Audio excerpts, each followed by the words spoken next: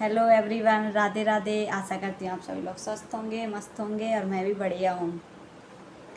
तो आज का टॉपिक है how to study less score more marks.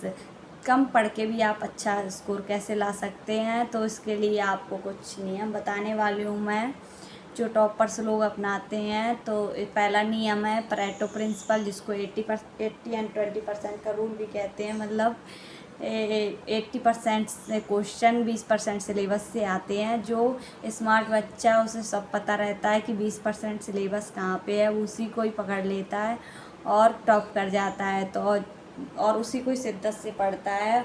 और जो वीक बच्चा है वो क्या करता है, पूरे 100% सिलेबस को बहुत ही मेहनत से पढ़ता है और उसके मतलब कुछ उसको मिल नहीं पाता और उसके मार्क्स भी कम हो जाते हैं। और जो स्मार्ट बच्चा है वो ये ट्रिक अपनाता है। और ये ट्रिक अपनाता कैसे है, क्योंकि उसको पता होता है, PYQ पता होता है, उसको सिलेबस पता होता है अच्छे से। तो इस वजह से वो अपने उसको देखो, अपन को पता कैसे चलेगा उसको कि 20% क्वेश्चन पूछे, 20% सिलेबस आ कहाँ से रहा, सिलेबस से ही तो पता चलेगा ना। सबसे पहले वो सिलेबस को रटता है और PYQ देखता है, तो उससे वो अपने इस स्कोर को हाई कर लेता है। और दूसरा अपन को क्या करना, रिकॉल मेथड से क्या है ना, अपन को रिवीजन में ज़्यादा ध्यान देना है। बार बार रिवीजन करने से क्या है ना, अपन को ये चीज़ें याद बहुत जल्दी होती हैं। अगर आपने देखा है, जो स्मार्ट बच्चा है, पहला जो स्मार्ट बच्चा है वो क्या करता है, वो अपने नियम बनाए होता है कि मैंने अगर एक रीडिंग मार ली रिवीजन की, तो दूसरी वो हफ्ते में मारता है, तीसरी वो मंथली मारता है। आप देखना, टॉपर्स के मुंह से सुनना कि हमने रिवीजन बहुत किया, हमने एक एक किताब को 25-25, 30-30 बार पढ़ा है। तब एग्जामिनर को नहीं पता होता कि आप कितने घंटे पढ़ रहे हैं, 20, 25, 16। उसको तो वो जो लिखा हुआ देखता है, आपको उसी के हिसाब से मार्क्स मिलते हैं। बकाया वो आपको मार्क्स क्यों ही देगा।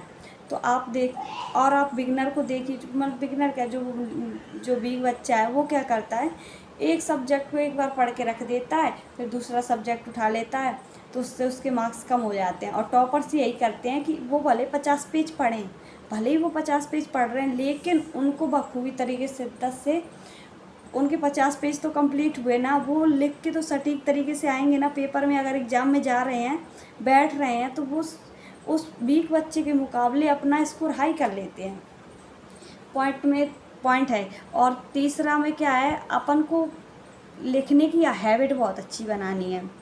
अपन को लिखना, मतलब अब आपने तो देखा है PCS एग्ज़ाम या किसी भी एग्ज़ाम में हो, कितना लिखने के लिए बोलते हैं कि आंसर राइटिंग करो, आंसर राइटिंग प्रैक्टिस करो।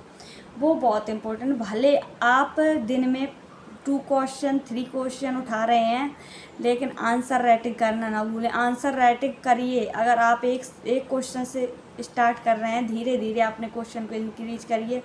भले ही आपको आ नहीं रहा हो, आप देख देख के लिखें, लेकिन लिखने की हैबिट बनाएं। उससे आपको क्या होगा, आपके लिखने की हैबिट बढ़ जाएगी और आप अपने हाई स्कोर कर सकते हैं और आप अपना मतलब लिखने में स्पीड भी बढ़ा सकते हैं। और रिकॉल मेथड सबसे अच्छा है। आप रिवीजन करिए, बार बार रिवाइज करिए और बार बार उसको पढ़िए। भले ही 100 किताबें मत लीजिए, लेकिन एक बुक को 100 बार पढ़िए, उसमें आपका काम हो जाएगा। लेकिन कम पढ़िए, मतलब कम किताबों में ज़्यादा पढ़िए, इससे आपकी प्रोडक्टिविटी बढ़ जाएगी। और आशा करती हूँ आप मेरी ऐसी वीडियो देखने के लिए मेरे चैनल को सब्सक्राइब करिए, मेरे से जुड़े रहिए। Thank you. राधे राधे।